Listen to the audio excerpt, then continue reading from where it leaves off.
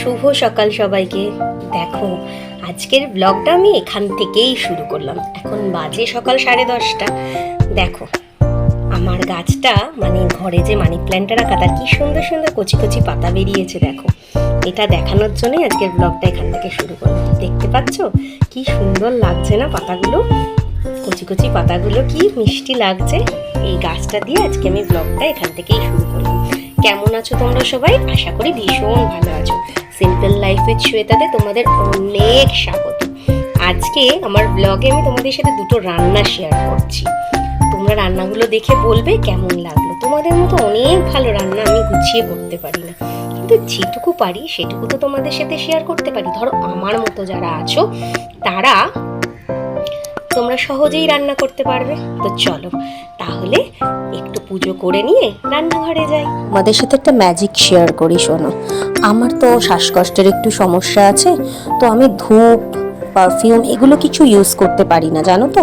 তো ঘরে ধূপ জ্বালা হয় না, ধূপটা বাইরেই জ্বালা হয়। তো আমার এক বন্ধুর মা আমাকে বলেছিল, শ্বেতা ঘরে ঠাকুরের কাছে ধুনো দিয়ে আরতি করিস, দেখবি শ্বাসকষ্ট ভগবান কমিয়ে দেবে। বিশ্বাস করো, এটা ম্যাজিকের মতো কাজ করেছে। এই যে ধুনো দিয়ে আমি আরতি করি, আমার ঘরে ধোঁয়া হয়ে যায়, কিন্তু আমার শ্বাসকষ্ট হয় না কখনো, বা কখনো নিঃশ্বাস নিতে কষ্ট হয় না। তো সেই তারপর থেকে আমি এরকম ঠাকুরকে ধুনো দিয়েই আরতি করি। চলো পুজো শেষ, এবার রান্নাঘরে যাব।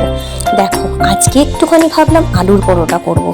তা সেই জন্য এই বড় বড় করে লেচি নিয়ে নিয়েছি, আর এটা আটা ময়দা মেখেছি, ময়াম দিয়েই মেখেছি, খুব নরম করে ডো। আর এই আলুর পুরটা কি দিয়ে করেছি জানো? পেঁয়াজ, কাঁচা লঙ্কা, নুন, জিরে গুঁড়ো, একটু ধনে গুঁড়ো, চাট মশলা আর একটু পাতিলেবু, এই দিয়ে ওটা করেছি। দেখো এখানে বেলেও রেখেছি, কিন্তু দুঃখের কথা তাকিও না বেলার দিকে কেউ, আমি তো গোল করে বেলতে পারি না, এইরকমই হয়েছে।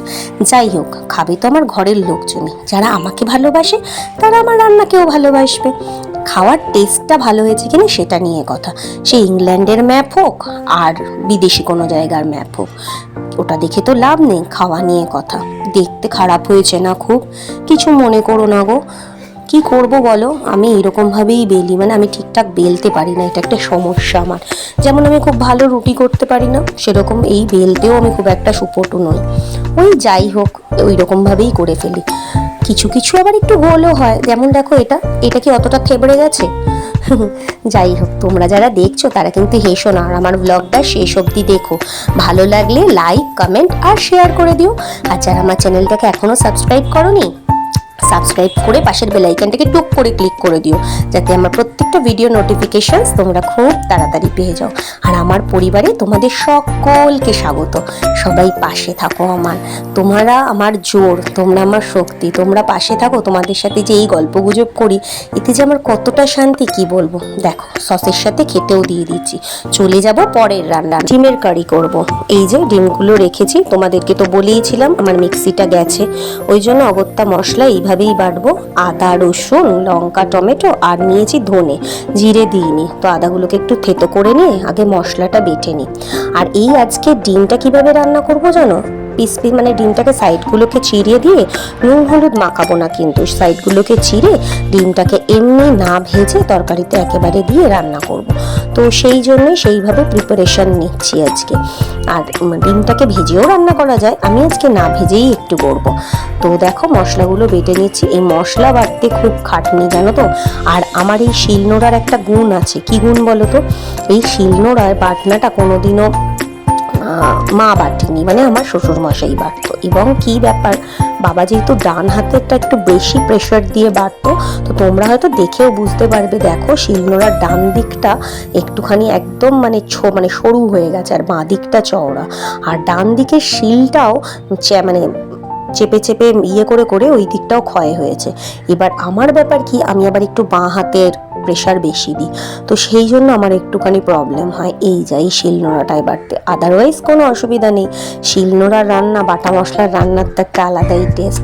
আমার মার কিন্তু এত বয়স হয়ে গেছে, বাবা একটা ভালো জুসার মিক্সারও কিনে দিয়েছে। আমার মা না কোনোদিন জুস করলো, আর না কোনোদিন মিক্সিতে কিছু বাটলো। মা বলে দুজনের একটুখানি রান্না, তাই আবার মিক্সি কি দরকার, সেই বাটি ঘষরে মাজরে ওর থেকে আমার শিলনোড়াতেই হয়ে যাবে। মায়ের শিলনোড়াটা অবশ্য খুব সুন্দর, জানো তো, একদম বড় লম্বা আর একেবারে সমান। এই শিলনোড়াটার মতো চ্যাপ্টা মানে একদিক হয়ে যাওয়া একদিক ইয়ে নয়। যাই হোক, মশলাটা আমার রেডি হয়ে গেছে। এই মশলাটা এবার তরকারিতে দিয়ে দেবো। ওদিকে আলু পেঁয়াজ সব ভাজতে দিয়ে দিয়েছি আমি। এই মশলাটা বাটা হলেই ওর মধ্যে দিয়ে দেব। তো চলো দেখো, মশলাটা বাটা হয়ে গেছে, দেখতেই পাচ্ছ। এবার মূল রান্নায় যাব। তোমরা আজকে কে কী রান্না করছো জানিও, আর আমার এই রান্নাটা ট্রাই করে দেখো। এটা ঘরোয়া রান্না, এমনি কিছু স্পেশাল নয়, তবে এই রান্নাটা যারা করতে পারো না তাদের জন্য। দেখো, আলু পেঁয়াজগুলো দিয়ে দিয়েছি ভাজতে। আগে পেঁয়াজগুলো লাল লাল করে ভেজে তারপরে আলুগুলো দিয়েছি, দিয়ে মোটামুটি আলুগুলোও বেশ ভাজা ভাজা হয়ে গেছে। এবার আমি এর মধ্যে বেটে রাখা মশলাটা পুরোটা দিয়ে দেবো। বেটে গন্ধটা যা ছাড়ছে না, বিশ্বাস করো, মিক্সিতেও তো বাটা মশলাই হয়, কিন্তু একটা আলাদা ব্যাপার আছে। ব্যাপারটা কি জানি বলে বোঝাতে পারবো না, কিন্তু হাতে বাটা মশলা আর মিক্সির মশলার মধ্যে কিন্তু আকাশ পাতাল তফাৎ। খাওয়ার টেস্টও অন্যরকম হয়। যার জন্য আগেকার দিনের মানুষ হাতে বাটা মশলায় রান্না করতেন দেখে এত টেস্ট হয়। আমি আমার ঠাকুমাকে দেখেছি কাঁচা হলুদও বাটতো, মানে রান্নার জন্য যে হলুদ থাকতো ওটা একটু শুকনো শুকনো হলুদ, ওইটা একটু ভিজিয়ে রেখে দিত, তারপরে থেঁতো করে সেই হলুদটাকে বাটতো। কি সুন্দর তা খেতে লাগতো। এর মধ্যে দিয়ে দিচ্ছি হলুদ গুঁড়ো, পরিমাণ মতো নুন, ব্যাস এই হলো দেওয়া। এবার এটাকে ভালো করে মেশাতে হবে। দেখছো, কষা একেবারে কমপ্লিট। এবার এর মধ্যে ডিমগুলো দিয়ে দেবো, দিয়ে নাড়িয়ে চাড়িয়ে জল দিয়ে বসিয়ে দেবো। কষতে হবে ভালো করে। আর দেখছো তো তেল ছেড়ে বেরিয়ে এসছে, আর গন্ধটা যা ছাড়ছে সেটা আর তোমাদের কি বলবো। লাস্টে গোটা গরম মশলাও বেটে নেব, নিয়ে ওই জলটা এর মধ্যে দিয়ে দেবো। এর মধ্যে ডিমগুলোকে দিয়ে দেবো। ডিমগুলোকে দিয়ে ভালো করে দেখো, ডিমগুলোকে নেড়ে ছেড়ে ডিমগুলোকে এর মধ্যে কষিয়ে নেবো, যাতে ডিমের ভেতর অবধি মশলা ঢুকে যায়। আর এরপর জল দিয়ে দেবো। তো আজকের ব্লগটা এখানেই শেষ করছি। বেশি দূর আর নিয়ে যাব না, খালি গোটা গরম মশলাটা বাটবো। নিয়েছি দেখো, জায়ফল নিয়েছি, জয়িত্রীও নিয়েছি, নিয়ে বেটে ব্যাস রান্না করে গরম গরম ভাতের সাথে খাবো। তাহলে আজকে চলি, দেখা হবে পরের আরেকটা ব্লগে খুব শিগগিরই। তোমরা সবাই ভালো থেকো, সুস্থ থেকো, সাবধানে থেকো। বর্ষা পড়েছে, নানান রকম ফাঙ্গাল ইনফেকশনস হচ্ছে, তো সবাই একটু সাবধানে থেকো, কেমন? তাহলে দেখা হবে খুব শিগগিরই পরের আরেকটা ব্লগে। যারা আছো তারা পাশে থেকো। তাহলে চলি আজকে।